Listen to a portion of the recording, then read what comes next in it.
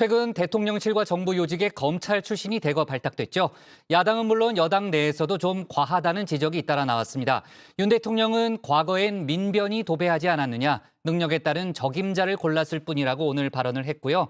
다만 대통령실은 차츰 더 균형이 이뤄질 거란 입장을 밝히고 있습니다. 관련 소식을 신혜원 체커가 정리했습니다. 네, 다정의 시작을 알리는 코너 뉴스픽 5 시작해보죠. 자, 오늘 준비한 소식은요. 적임자, 그리고 원구성 헛바퀴, 말 아닌 행동으로 형 멈춰달라, 마지막 영원한 국민 MC 이렇게 잡았습니다. 자, 먼저 첫 번째 픽 적임자, 네, 인사 이야기입니다. 내가 달건이 생활을 17에 시작했다. 그 나이 때 달건이 시작한 놈들이 100명이다 치면은 지금 나만큼 사는 놈은 나 혼자뿐이야. 네, 제가 다정회 생활을 29에 시작했습니다. 그때 있던 양반장도 가고 최반장도 가고 지금 다정회에 남은 건 저 혼자뿐이죠. 자, 햇수로만 5년째 매일 정치 뉴스를 보고 있자니 이건 진짜 찐이다, 진리다 싶은 말이 있습니다. 인사가 만사다입니다. 우리 인사 원칙은 적재적소에 유능한 인물을 쓰는 원칙.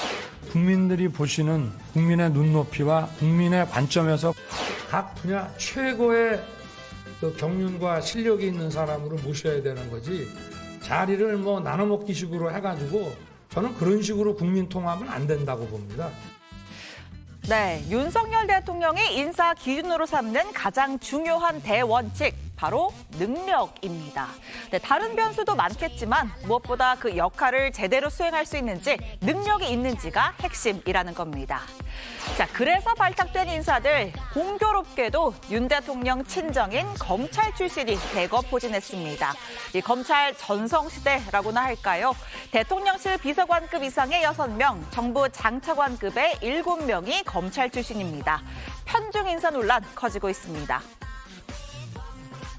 그 검찰 인사가 반복되면서 대통령의 인적 풀 자체가 너무 좁은 것 아니냐, 이런 비판도 나오고 있는데 이에 대해서 어떻게 생각하십니까? 뭐 과거에 민변 출신들이 아주 도배를 하지 않았습니까? 네, 예상 밖의 일격이었을까요? 이 검찰이 요직을 독점한다는 지적에 지난 정부에는 민변 출신이 도배를 했었다고 정면 응수했습니다. 자, 이어서 이 검사와 같은 정부 소속 법조인들을 기용하는 건 익숙한 사례라고 답했습니다. 뭐 선진국에서도 특히 미국 같은 나라 보면은 그런 그 거버먼트 어토니 경험을 가진 사람들이 정관계에 아주 폭넓게 진출하고 있습니다. 그게 법치국가 아니겠습니까? 네, 윤 대통령은 새 금융감독원장에 이복현 전 부장검사를 임명했습니다. 금감원 설립 이후 검찰 출신 수장은 처음입니다. 이 국정원 댓글 사건과 국정농단 수사를 함께한 윤 대통령의 최측근으로 꼽힙니다. 자, 문제는 전문성인데요. 앞서 말했죠. 윤 대통령의 인사 대원칙 능력입니다. 아무리 경제범죄 수사 전문이라고 해도 금융시장 전반을 다루는 금감원에 전문성이 있다고 볼 수가 있을까요? 저는 금감원이나 공정거래위원회 같은 데는 법 집행을 다룬 사람들이 가서 역량을 발휘하기에 아주 적절한 자리라고 저는 늘 생각을 해왔습니다. 이복현 신임 원장은 경제학과 회계학을 전공한 사람이고 금감원과의 협업 경험이 많은 사람이고 금융감독 규제나 시장 조사에 대한 전문가이기 때문에 저는 아주 적임자라고 생각합니다. 하지만 유능한 인물이 꼭 검찰 출신에만 있는 건 아닐 겁니다. 능력도 있고 거기에 균형과 다양성까지 갖춘 인물이 정말 단 한 명도 없었다고 단언할 수 있을까요? 검사들만 사는 나라입니까? 각 분야에서 대한민국과 국민을 위해 헌신하는 공직자들은 헛개비라는 말입니까? 새로운 국민의 나라는 새로운 검사의 나라가 되어가고 있습니다. 네, 검찰 공화국. 네, 민주당이 최근 밀고 있는 정부 비판 프레임입니다. 이 석사 위의 박사, 박사 위의 검사, 검사 위의 여사, 이런 말까지 나왔습니다. 자, 심지어는 국민의힘 여당 내에서도 우려가 나오는데요. 인사가 너무 편중되면 치우칠 수밖에 없다, 선을 넘었다는 지적입니다. 너무 인사 편중이 되면 판단도 좀 한쪽으로 치우칠 수 있잖아요. 그래서 좀 더 다양한 사람들, 다양한 출신들을 좀 중용할 필요가 있다는. 비단 윤석열 정부에서만 나온 지적은 아닐 겁니다. 통상 힘께나 쓰는 자리엔요, 대통령과 국정 철학을 같이 한다 이런 명목으로 최측근들이 주로 임명됐습니다. 문재인 정부 때는 민주당 출신 정치인이나 민변, 시민단체 출신이 요직을 장악하지 않았느냐 이런 반박도 그러한 맥락일 겁니다. 결국 문재인 정부는 피고인 박범계 법무부 장관에 이어서 정치적 중립성과 독립성이 생명인 검찰총장까지 호도 인사를 전진 배치했습니다. 자, 그런데요. 과거에 너희가 그랬으니까 우리도 그럴게. 이런 사고방식은 대한민국 정치 발전에 1도 도움이 되지 않을 겁니다.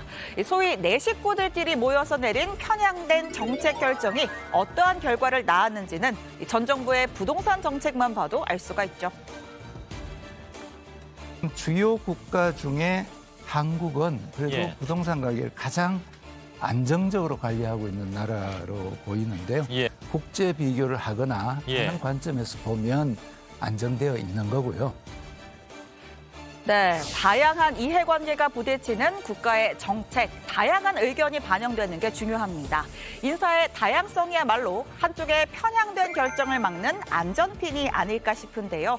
자, 앞서 윤석열 대통령 여성 인선이 부족하다는 지적을 수용해서 인선 방향에 변화를 주기도 했습니다.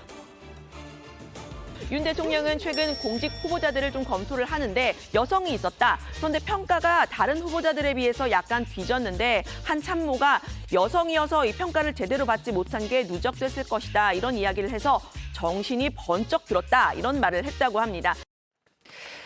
네, 이것도 변화의 조짐일까요? 이 검사 시절 출퇴근 카풀 후배로 알려진 강수진 고려대 법학전문대학교 교수가 공정위원장 후보군에서 제외됐다고 합니다. 이 검찰 편중 인사 비판을 고려한 결정이라는 해석이 나옵니다.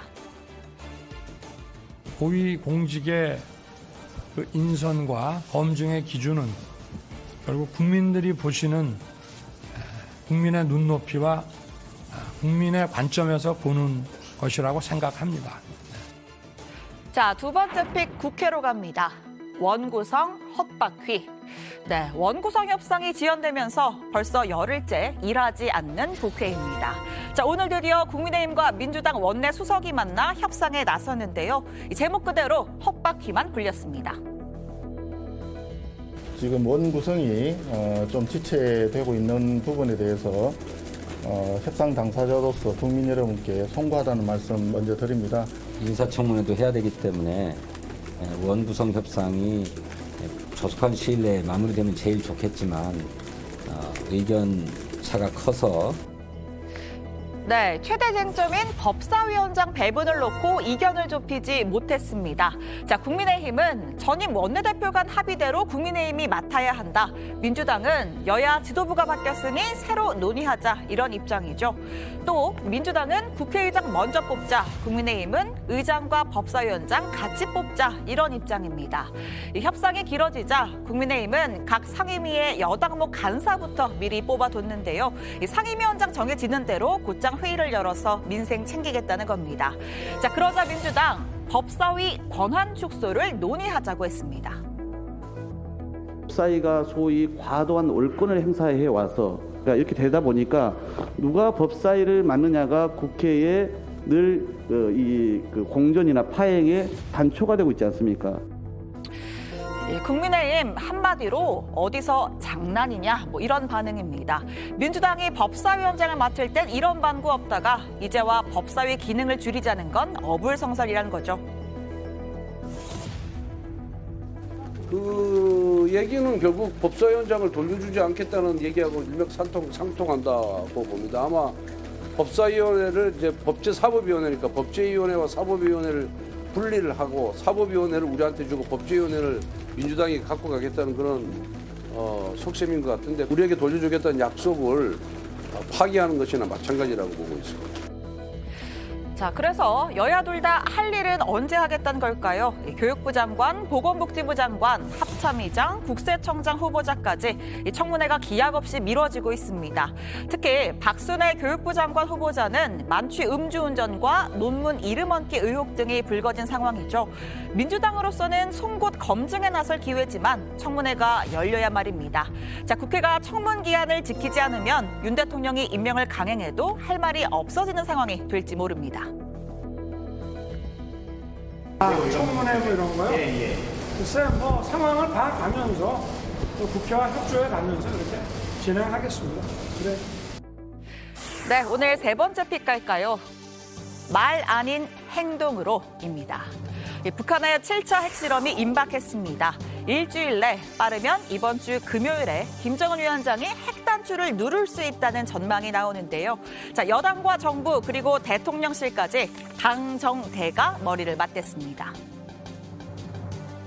과거와 같이 도발이 있고 나면은 회의만 하고 아무런 실질적인 조치를 하지 않은 전 정부와는 다른 조치를 취해 나갈 것입니다.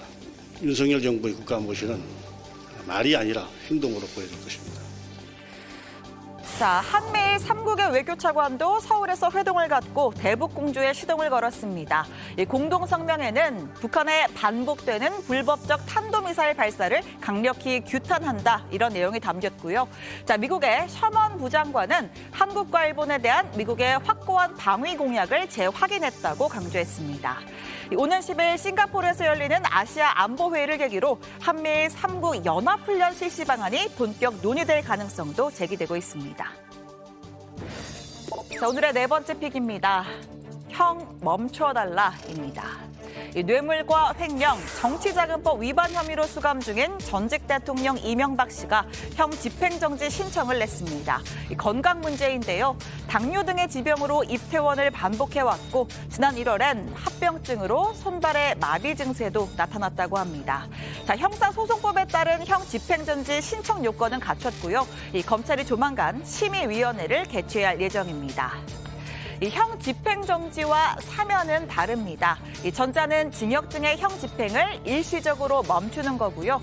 사면은 죄를 사한다, 형 자체를 아예 없애는 겁니다.